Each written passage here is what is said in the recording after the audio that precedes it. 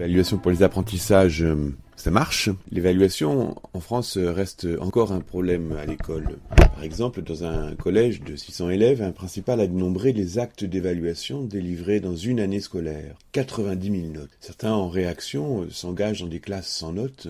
Quelle est exactement la question ? L'évaluation est l'activité la plus routinière, terriblement quotidienne, et celle dont on ne parle jamais. Assez, sauf pour s'en plaindre. Les concepts et les pratiques sont peu explicités dans une équipe, cela reste d'une certaine intimité professionnelle, alors que les effets sont d'une grande publicité.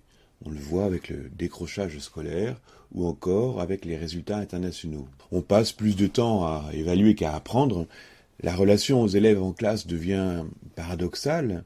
Le feedback, c'est-à-dire le retour d'informations orales, sert surtout à tenir la classe ou à maintenir la discipline. Questions-réponses s'enchaînent sans délai pour conduire une réflexion structurée. Les messages sur les copies sont courts, sont peu spécifiés, ils sont répétitifs et peu personnalisés, sans temps suffisant aux élèves pour les exploiter. La pression notatoire, en mettant l'accent sur la comparaison entre élèves, influe directement sur le climat de classe, peut altérer l'estime de soi et la confiance des jeunes dans une école supposée bienveillante. L'évaluation est au cœur du réacteur scolaire, elle énergise autant qu'elle brûle.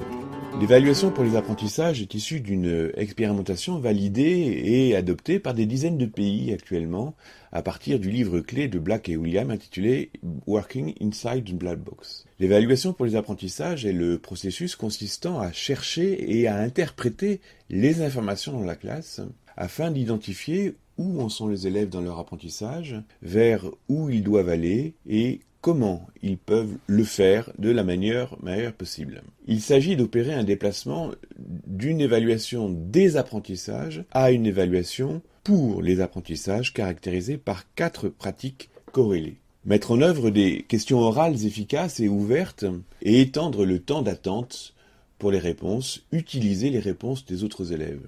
Plutôt que êtes-vous d'accord ou non, préférez, que pensez-vous de la réponse Sophie ou Paul a dit cela, mais Laure a exprimé autre chose, comment pouvons-nous rassembler ces deux idées ? C'est favoriser l'usage formatif de l'évaluation sommative.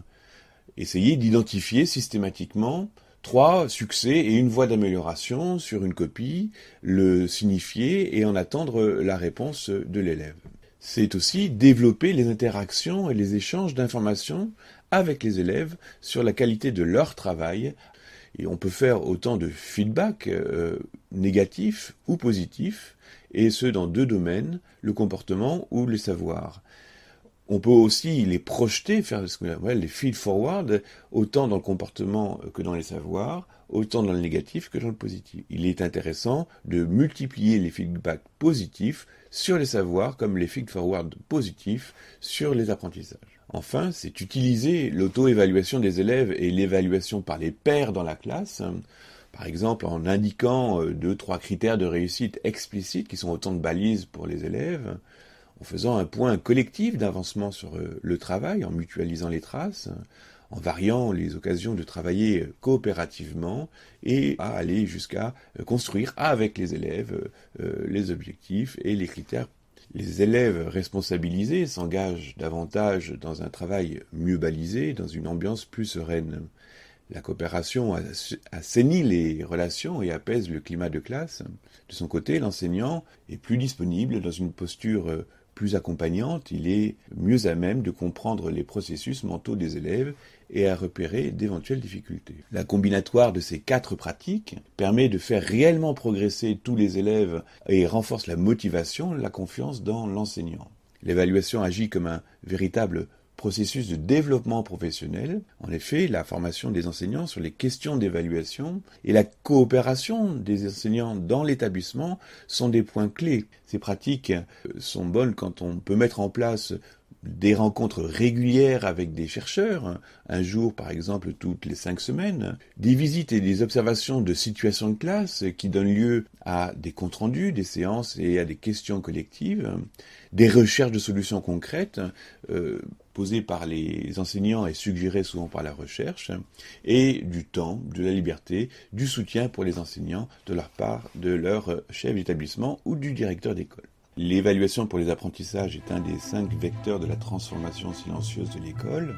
Elle est corrélée au développement professionnel des enseignants, à l'auto-évaluation de l'établissement et au leadership partagé. Elle est un champ de l'innovation par excellence. Retrouvez textes et vidéos sur le site francoismuller.net.